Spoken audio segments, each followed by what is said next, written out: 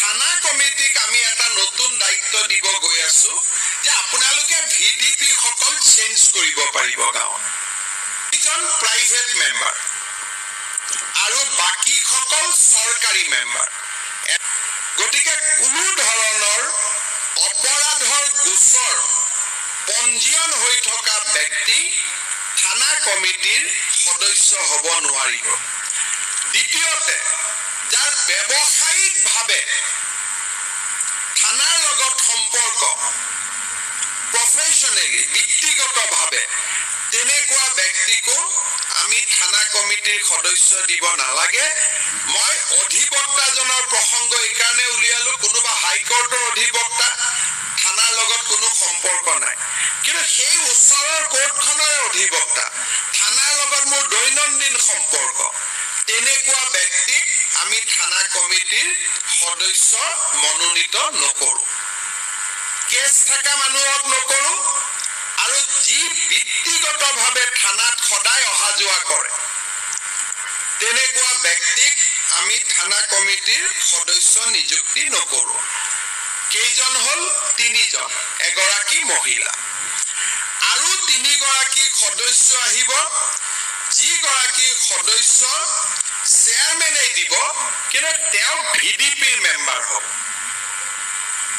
তিনিজনটো সমাজৰ মেম্বাৰ হল প্ৰথম তেখেতৰ ডক্টৰ হ'ব পাৰে ইঞ্জিনিয়াৰ হ'ব পাৰে সমাজসেৱী হ'ব পাৰে চৰকাৰী চাকৰিয়ালকো দিব পাৰে কোনো বাধা নাই শিক্ষক হ'ব পাৰে কিন্তু নেক্সট যিজন মেম্বাৰ সদস্য সংখ্যা নম্বৰ 4 যিজন 4 নম্বৰ সদস্য হ'ব তেওঁ ভিডিপিৰ পৰা হ'ব আৰু থানা কমিটিক আমি এটা নতুন দায়িত্ব দিব গৈ আছো যে আপোনালোকে ভিডিপি সকল চেঞ্জ কৰিব পাৰিব গাঁৱত প্ৰয়োজন অনুসৰি যেহেতু ভিডিপিৰ সুপাৰভিজনটো থানা কমিটিৰ দায়িত্ব হ'ব ভিডিপিয়ে কাম কৰিছে নে নাই কোনোবা ভিডিপি কাম কৰা নাই তেওঁলোকক বদলাই নতুন ভিডিপি নিযুক্তি কৰা এই ভিডিপি পৰিচালনাৰ দায়িত্ব থানা কমিটিৰ হ'ব সেই কাৰণে ভিডিপিৰ মনৰ কথাও যাতে আমি গম পাওঁ সেই কাৰণে ভিডিপি সকলৰ ভিতৰৰ পৰা এজন থানা কমিটিৰ সদস্য হ'ব বুজি পালে গোটেই সকলোৱে থানা কমিটিত এজন সদস্য এসপি সকলে দিব আজি ইয়াত এসপি সকল অনলাইন যোগে আছে মই তেওঁলোককো অনুৰোধ কৰিম যে এসপ্তাহৰ ভিতৰত যাতে এজন সদস্য এসপি সকলে মনোনীত কৰে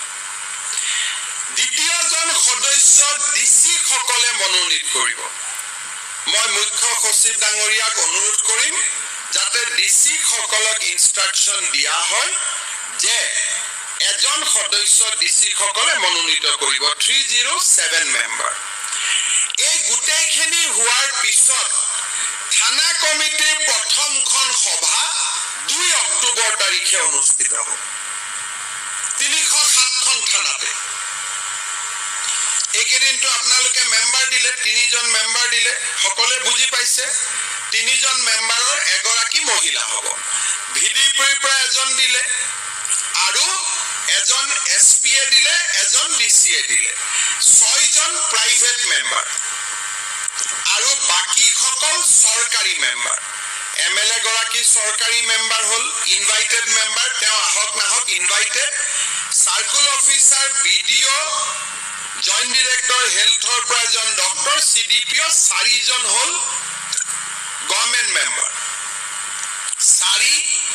ওসি চেয়াৰমেন 6 আৰু মেম্বাৰ 6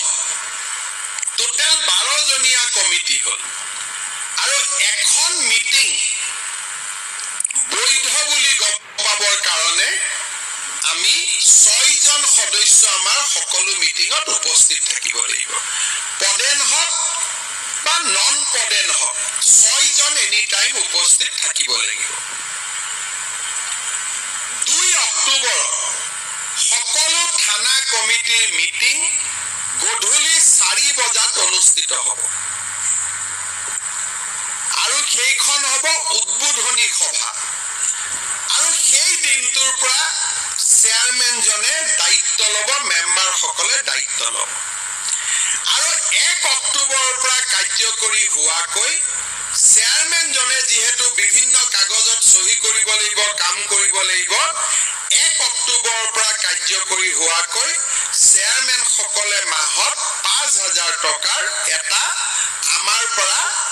সন্মান নিধি লাভ কৰিব কেতিয়াবা প্ৰত্যেক মাহত আমি দিব চেষ্টা কৰিম মই চিফ সেক্ৰেটাৰীক ৰিকুৱেষ্ট কৰিম সিস্টেমটো অলপ ক্লিন কৰক যাতে প্ৰত্যেক মাহত আমি দিব পাৰো আৰু যদি কিবা কাৰণত 1 মাহত দিব নোৱাৰো পিছৰ মাহত আপোনালোকে পাই যাব সেইটোলৈ কোনো ৰিমাইন্ডাৰ দিয়াৰ প্ৰয়োজন নাই মেম্বাৰ সকলে গভৰ্ণমেণ্ট মেম্বাৰ সকলে আমাৰ পৰা একো নাপাব কিন্তু নন গভৰ্ণমেণ্ট মেম্বাৰ খিনিয়ে মিটিঙত আহাৰ কাৰণে 250 টকাকৈ তেওঁলোকে অনুদান পাব আৰু এই 250 টকা আপোনালোকক এছপি সকলে দিব আৰু আমাৰ আৰক্ষীৰ বিশেষ শাখাই এই 250 টকাটোৰ ব্যৱস্থা ল'ব তেওঁলোকৰ বাজেটত আমি দিম 250 rupees আপোনালোকক এছপি সকলে দিব মিটিং হৈ যোৱাৰ লগে লগে এনভাপটো হাতত দিব লাগিব 4টা বজাত মিটিং হল 5:30টাত শেষ হল লগে এনভাপটো কৰি পইচাটো দি দিব লাগিব 250 টকাটো সৰকাৰি এমএলএ গৰাকীও নাপায় সার্কেল অফিসারও নাপায় বিডিও নাপায় ডিরেক্টর হেলথেও নাপায় সিডিপিও নাপায় কিন্তু আপোনালোকে যি 3 জন মনোনীত কৰিব ভিডিপিৰ পৰা এজন যি আহিব আৰু ডিসি এজন জাক দিব এসপি এজন জাক দিব তেওঁলোকে 250 টকাকৈ পাব তাৰ মানে 6 জন মেম্বাৰে 250 টকা পাব দুটা এটা কথা কৈ সামৰণি মাৰিব খুজো এফিচিয়েন্ট পুলিশ হবৰ কাৰণে ব্যৱহাৰ বেয়া কৰাৰ কোনো প্ৰয়োজন নাই মই সব কথা মানি লম কিন্তু ব্যৱহাৰ বেয়া কৰিলে মনটোত মোৰ বেয়া লাগে মই যেহেতু গৃহমন্ত্ৰী যেতিয়া মৰাণত অচিজনে ৰাইজক বেয়া ব্যৱহাৰ কৰে গাত মোৰ লাগে ৰাইজৰ কাম নকৰিব কোনো আপত্তি নাই কিন্তু বেয়া ব্যৱহাৰ